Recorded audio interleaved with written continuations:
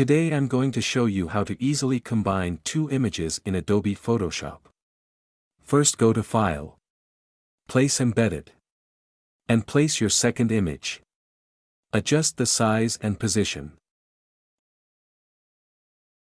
Press Enter on your keyboard. Now change the blending mode of this layer from normal to screen. Click on the mask icon to create a mask. Go to Image and Apply Image.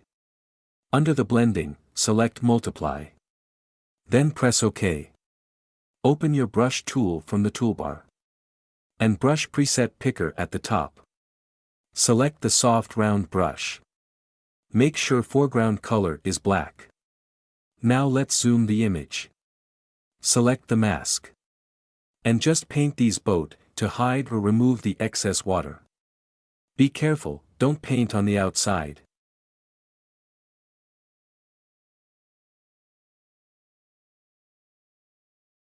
Now hold the Control key and click on the mask of the water or top layer to make a selection.